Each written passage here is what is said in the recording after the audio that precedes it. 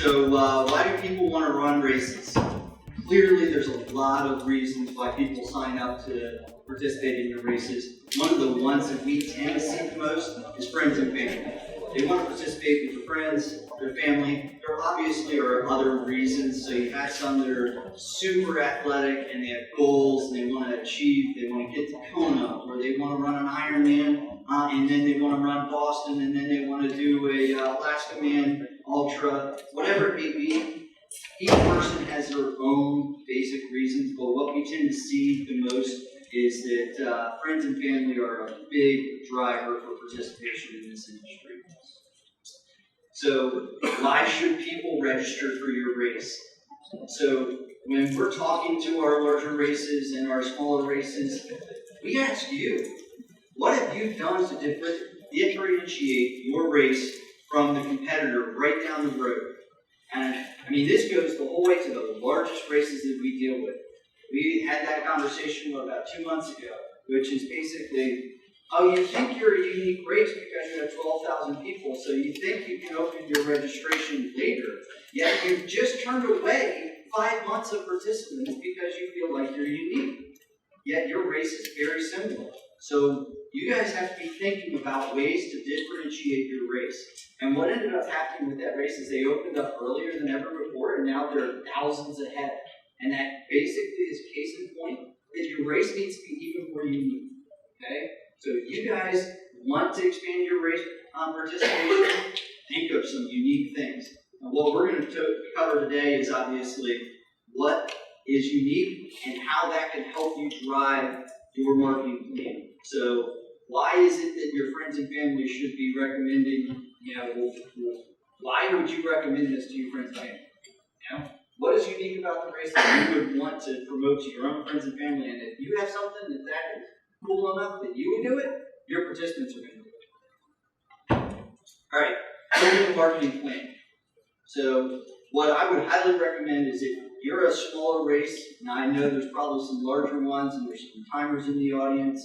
If you are a smaller race and you do not have a marketing plan already, you need to start working on a plan that you're going to execute over the life of your race. And this plan could be 1 year based, but what I would recommend is you're going to learn, so you're going to iterate much like we do with our software. You know, year one, but you should have a vision that is 3 to 5 years down the road, and you're going to build upon that every year, right? So you're going to have a goal of, all right, year one, I'm going to fill the funnel with a whole bunch of people because I don't have any participants. Year two, I have a plan of how I'm going to approach my past participants and also expand on new participants. So what we're going to try and do today is give you some ideas on how to build that marketing plan and also, obviously, ways to incorporate that into everything that you're doing from a marketing initiative. Channels, we're going to cover some of the channels and some of the easy ways to attack growth. And then lastly, like I had mentioned, while you do have a 1 year plan, it's an iterative plan. So, and some of you have 10 races, you can take that same plan and iterate on 10 races and go, yeah, this is a great plan. It worked great this way. You're going to take this, you're going to monitor, you're going to find the reports on CPA, which is cost per acquisition. You go, wow, this marketing campaign, great. I'm going to repeat that over here. You want to make sure that you're monitoring all of your actual marketing spend and making sure that you're not overspending in one area, and then you can repeat. You're going to always have to make adjustments, but the end goal is that you're going to be monitoring and adjusting and repeating. So type of marketing to include in your plan. Obviously, people don't realize this, but Google search is still one of the highest actual sources for your participants. It is one of the biggest drivers to date for your participants. And one of the best things that I can tell you if you're using RunSignup is that if you ever do a search on your own race website on Google, you're going to find that RunSignup might actually be ahead of you in some cases. And that's because we spend so much time and energy making sure that we're always adapting on that SEO. That SEO drives so much of your participation. And that's one of the reasons why when you looked at Bob's presentation earlier and he said, oh, our race websites are the bomb. Well, that's because we spend so much time on SEO, right? So now all of a sudden, just launch it and forget it almost. All of that data is already in our platform. We're going to sort of take it and drive with it. Obviously, Google AdWords is yet another way to enhance your spend. Email marketing. With our platform, we actually have a lot of drip campaigns already built in, so if you're not using those, these are all percentile growth for your race. Incomplete registration emails is a huge way to just get that 3 to 5% more. People that you've already spent marketing money to capture their eyeballs, and they went through part of the registration process and they dropped out because someone called them or they got a text or whatever it may have been. These emails go out and they can literally jump right back into where they were in that process. So if you don't have these drip campaigns turned on, huge upside for you. The registration follow-up emails is one of my favorites and Natalie's favorites because you can now promote things right after registration. 2 days later, here's our referral program. Here's our loyalty program. If you sign up for 3 other races, whatever it may be that you want to cross-promote, you can put that into the registration follow-up emails. We tend to see about 5 to 6% jump on referral reward programs that activate using the registration follow-up emails. So if you just launch a registration or a referral program, you can get 5, 6, 7%. If you market it like you should, you'll get 12%. And then holiday or national day types of promotions. So a lot of races maybe in here, but a lot of races all over the country. National Running Day was a huge promotion, but pretty much every single day is a national day of something. Today is National Corn River Day.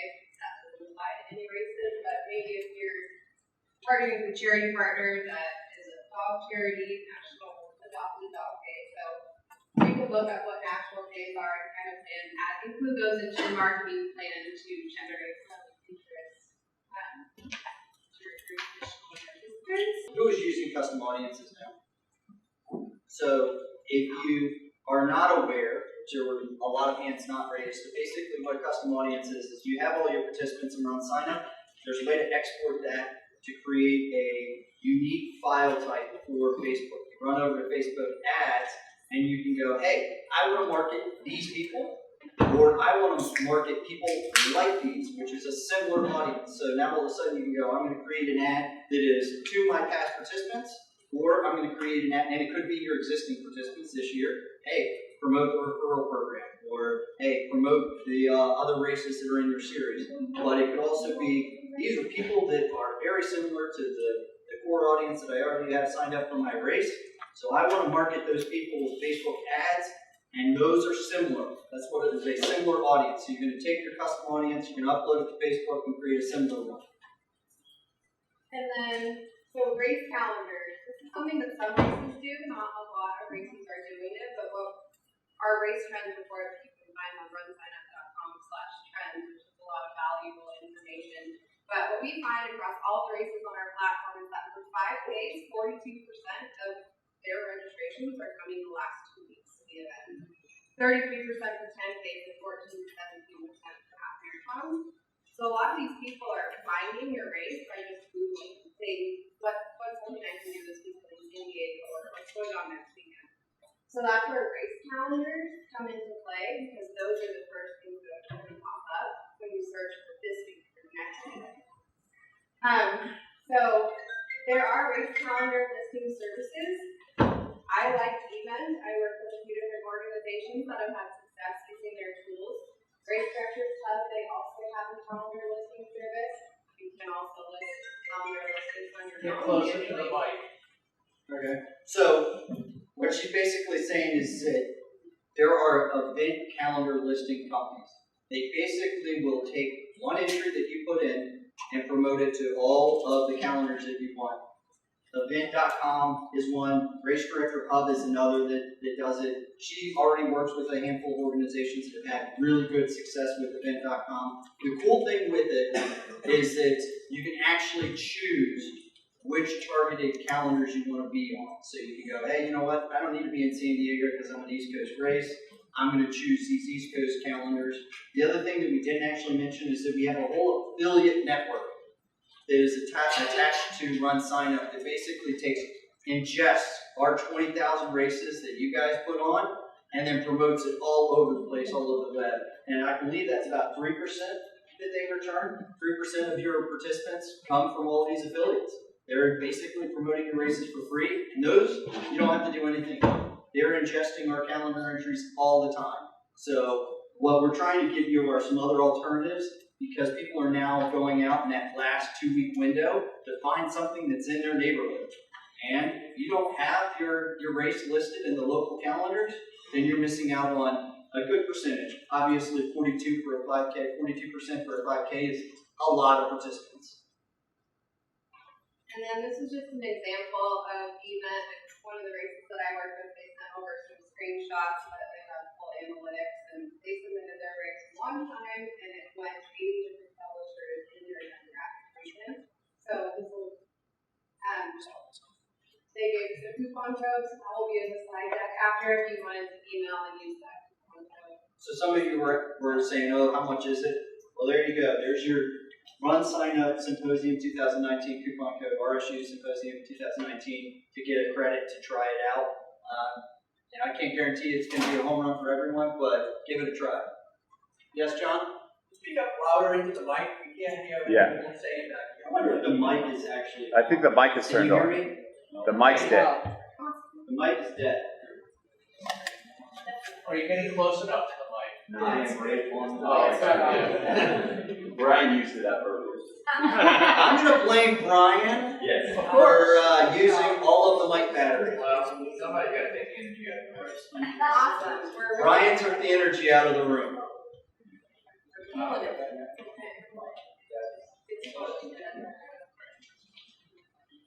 I'll talk louder, because I can talk really loud.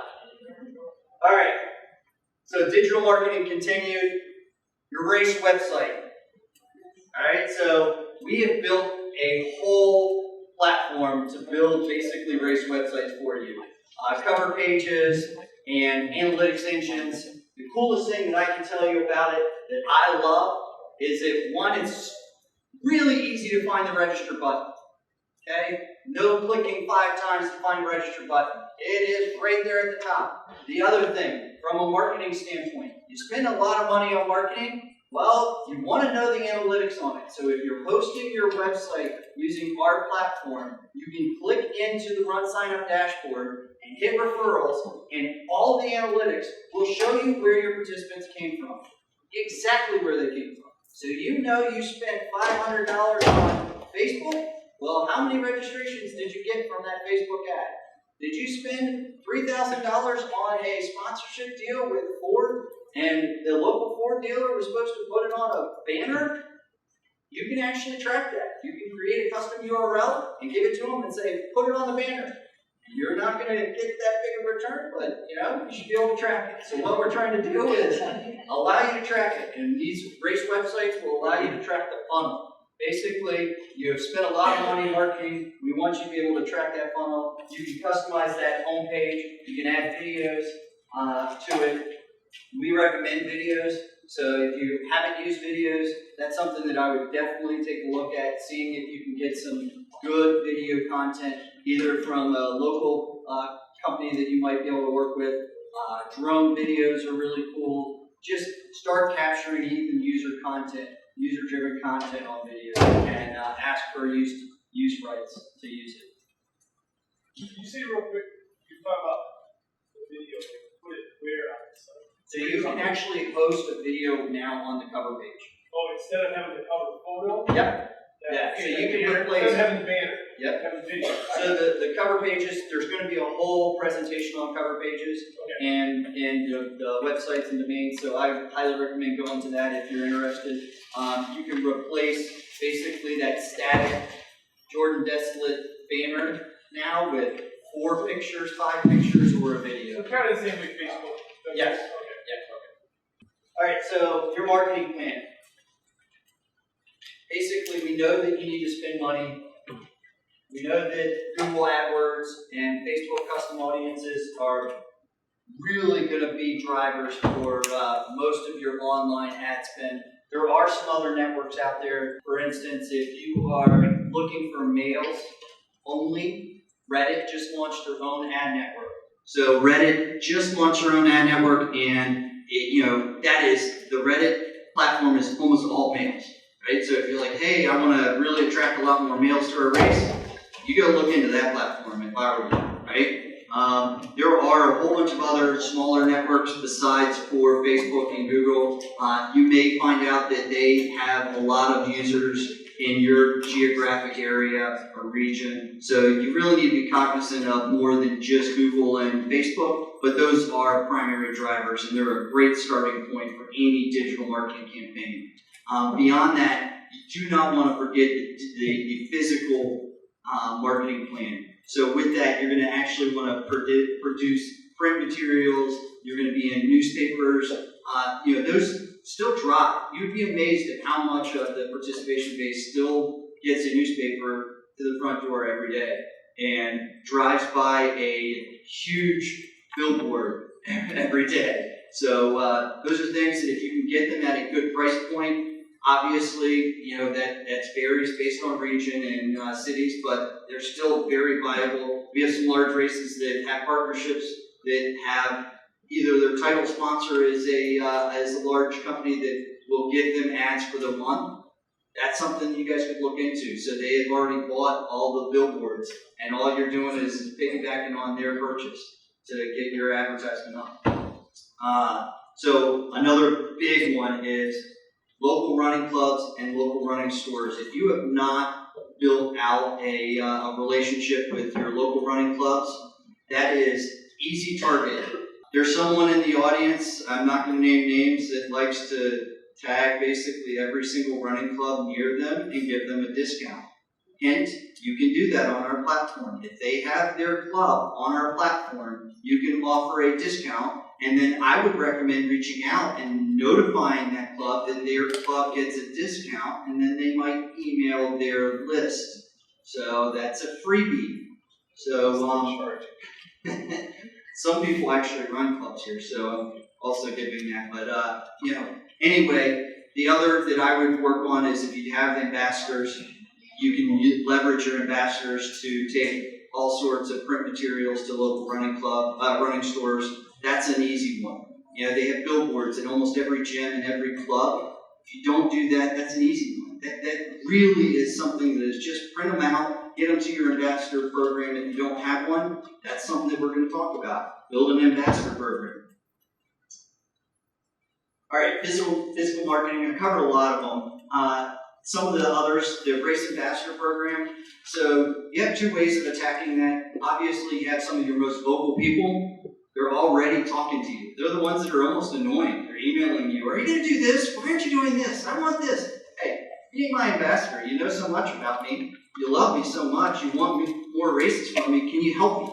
Right? Those are the people that will help you. They're willing to help you. You got to manage the give and take with that, but that's something you have to learn how to deal with. With those people, they're going to help you by promoting your race via social networks. They're going to promote your race and give them those flyers to guerrilla market either at gyms, at running stores, potentially at other races if you get approval from the other races. And then lastly, you have community groups, churches, and schools. If you're running a race that's close to a local school, I'd reach out to the PTA and see if you don't have a charity partner, that PTA might jump on board 100%. Now all of a sudden they're going to promote it to all their parents and all the kids. Now all of a sudden you got a kids run with 1,000 kids, and you got a PTA that's loving the $2,000 donation you're going to get them from fundraising. So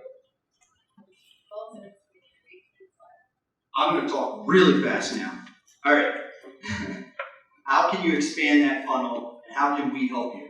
The good news is right after us is another digital marketing one. So basically, would you do the race because you saw it on Facebook?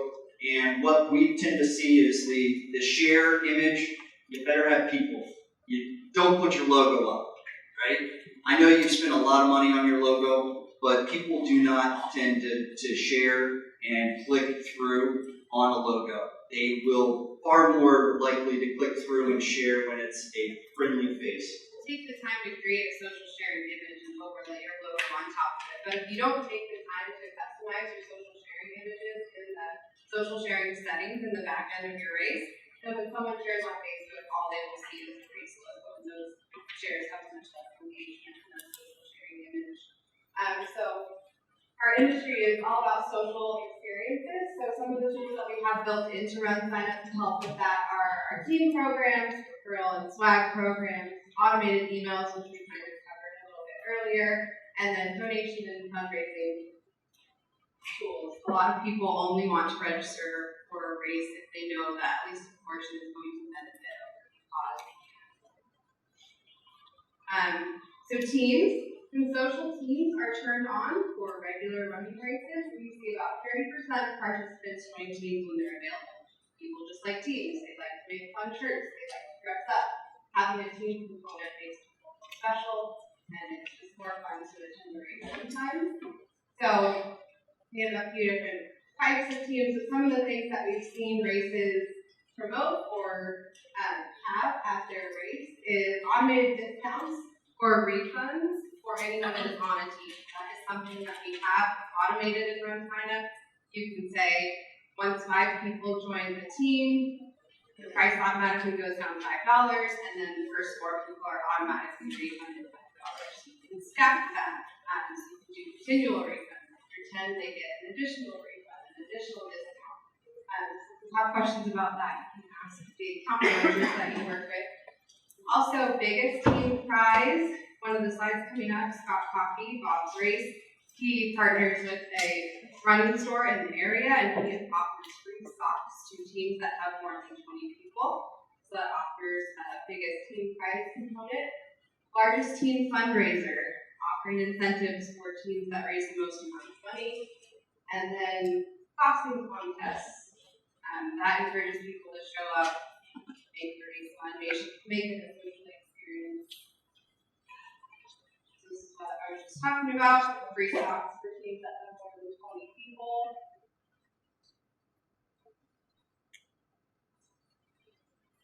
All right, so we do have some automated refunds and discounts. Basically, we have a whole bunch of organizations that are doing that. The idea is that you get 5 people onto a team and you want to give them a refund for hitting that. Here's a quote of someone that's implemented that. Relay teams. So I think Chuck is actually in the audience. What they've done at Run Vermont is phenomenal. They took a local race and said, hey, a lot of people can't do a marathon, so let's make it easier by doing relays. Now they have thousands of teams and lots more participants on those teams. So the idea is simply cater to your audience. They have a whole bunch of people that are local that didn't want to do a marathon, but are willing to do a fraction of a marathon. So now they have a huge marathon weekend. Referrals. So this is something that we have launched years ago and have gone through and iterated and added new features. We will add more features very soon, I'm sure, that will allow even more recognition and refunds and swag. The idea behind referral rewards is every time someone registers, they're going to get a unique referral URL. They're going to promote that to whatever channel they want, right? It could be email, Facebook, Twitter, it doesn't matter. When someone clicks on that to register, we're tracking that Eric Cohn referred someone, and at that point, we know that Eric Cohn had a referral. Yes? When you're doing that five friends referral, right? Yes. Each person gets $5 off, and then you're giving whoever referred them, that 6th person, $25 off. That's like giving everybody like a $10 coupon. So there's a difference. So we're not actually giving the 6th person $25. What we're doing is saying, Eric referred these 5 people. Eric gets the refund back for his entry. Right, that's $25. Right? $25 So done, this is a great question. So he's basically saying, I'm giving away a whole bunch of money. Giving $10 to everyone, right? The CPA across the board is less than $2. So CPA is cost per acquisition. So now all of a sudden, you have, let's just throw the numbers out. You have 10,000 people that have referrals, and they're promoting the heck out of it. There's very few people that get to that 5 or that 10 threshold or that 15 or whatever those thresholds are. CPA number is way low. Yeah. So the idea is most people are going to get between 1 and 4. The vast majority, right? A handful of them will get to 5, a handful of them will get to your next threshold. So the idea of a referral campaign is that you build thresholds, and within those thresholds, they're not going to hit them. So your cost to put on a referral program drops through the floor. This is the cheapest way to get people just about onto your race and build a viral campaign to get people to promote your race. And there's a lot of ways to attack it. It's not just money. We added swag for a reason. It could be a shirt, a hoodie. One of the most recommended things that we have is make it unique. Do not say that you're going to win this shirt from last year's race or the same hat that I can buy for $10 because now you put a value that's tangible. Oh, I could just spend the $10 and now I'm in that group, right? Make it something really cool. Yes? But that unique URL that they're getting doesn't necessarily include like $5 off the race. Correct. Okay, so you really, It can if you want, but it doesn't have to. Correct. The vast majority of it is automated. All you're going to do is set it up and go, I want to give $25 if they refer 5 people. Right. I want to give them this really cool hoodie or a VIP package if they get to 20. Are you suggesting they set up a team, or does it really matter? Doesn't matter. Doesn't matter. Share that All you care about is that the viral aspect takes off, they're promoting it, and that's your grassroots viral campaign. Thank you. So Eric kind of covered some of it, but social sharing, again, really important. That's what people are going to see. When I post to Facebook that I registered for a race to try and just let my friends know, it looks like a Facebook ad. So you want an image that people actually want to click on. Keep it simple. Well, you can do referral refunds and stack them with swag.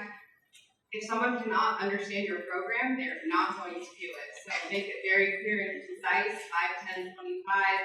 You can create a custom section, highlight it, put it on your race page, use registration follow-up emails to make it very clear what your program is and why they should participate in it. Girl power, 70% of referrals are female. So if you're doing swag, make sure it's something that a female might be interested in. Use gender-specific sizing. And then registration follow-up emails, they are a must. I work with 3 very large series. They're averaging 15 to 18% of all of their registrations are coming from referrals. What they have in common, they're doing referral refunds, using referral swag to stack it, using registration follow-up emails, customizing their social sharing text, and images. Promote early and often, so turn it on as soon as registration goes live. Alright, so we have some drip campaigns. If you don't have these turned on, highly recommend you turn them on. They're basically under email marketing and automated emails. Incomplete registrations. So someone, I think I had already mentioned it, someone gets through the process partially, you can actually just simply turn on email for that, and it'll go send out 1 day, 3 days, however you want to set it, days later to try and recapture those people and get them to complete. Price increase emails you can actually send out. So if you have last year's participants in the system, you know, hey, are you in this year's race? And we basically filter out people that have already signed up and then send out a list to everyone that has not and say, price is going up in 3 days, 1 day, whatever you want to set.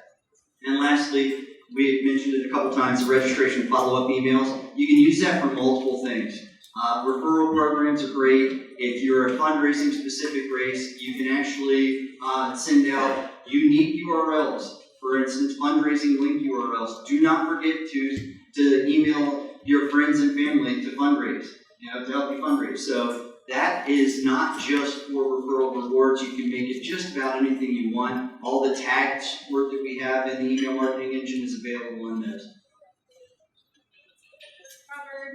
And like I said, we'll have this deck so that gives you an idea of what you can put the tags in there. Yes? Quick question on the automated email. Is there a way to identify the runners from previous events that are not yet registered in those automated emails? So the price increase email does that.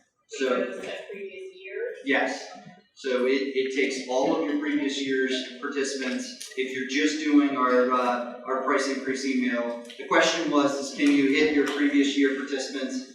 with the price increase emails, and it does that for you. You basically are sending out emails to anyone that has not registered for this year's race that did prior year races. So we covered swag already. Make it unique.